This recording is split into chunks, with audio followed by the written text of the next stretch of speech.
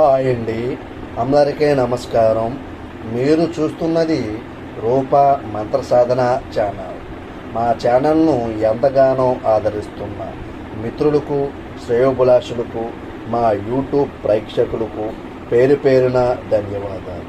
ఈ వీడియోలో మీకు కొండ గిరిజనులు అడవిలో పక్షుల్ని, గాలిలో ఎగిరేటటువంటి పక్షి జాతి ఏదైతే ఉందో అవి ఎలా వేటాడతారు అనే తంత్రాన్ని తెలుసుకుందాం. కానీ ఈ తంత్రం అనేది కేవలం వారంలో 2 రోజులు మాత్రమే ఈ వేట విధానం అనేది పనిచేస్తుంది. మిగతా రోజుల్లో పని చేయదు. ఈ రహస్యమైనటువంటి విద్యలు ఏవైతే ఉన్నాయో చాలా మట్టికి గిరిజనులు అనేవి బయటకు చెప్పారు. వాళ్ళ జీవన విధానంలోనే కొంతమంది అతి రహస్యంగా కూడా ఈనాటికి కూడా ఈ విద్యలు అనేవి ఉపయోగిస్తూనే ఉన్నారు.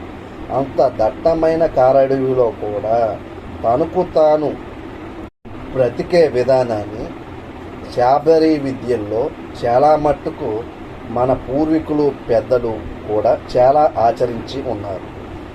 కొండ గిరిజన విద్యల్లో మంత్ర విద్యలు అనేవి అతి రహస్యంగానే, తంత్రాలు కూడా అతి రహస్యంగానే ఈనాటికి కూడా ఉన్నాయి. ఈ వీడియోలో గిరిజనులు అడవికి వెళ్ళి అడవు పక్షుల్ని వేటాడే తంత్ర విద్య గురించి తెలుసుకున్నాం. ఈ వేట అనేది కేవలం మంగళవారం నాడు, ఆదివారం నాడు మాత్రం కేవలం పనిచేస్తుంది. మిగతా రోజుల్లో పని చేయదు.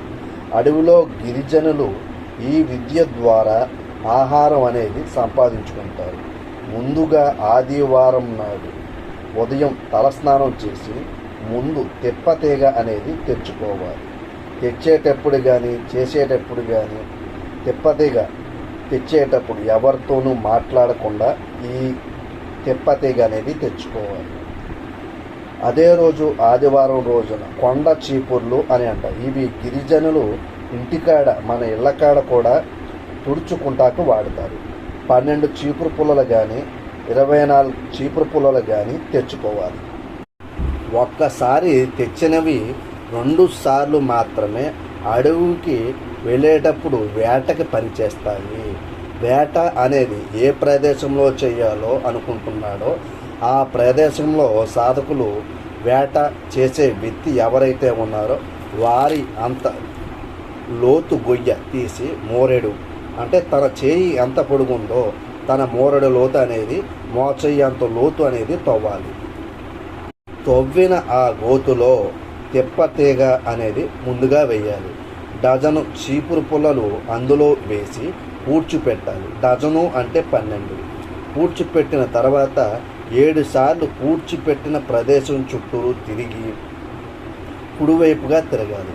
3 మొట్టికాయలు దాని మీద వేసి వేటకు పక్షులు వేటాడాలనుకునే ఉచ్చులు కానీ వలలు కానీ వేస్తారు.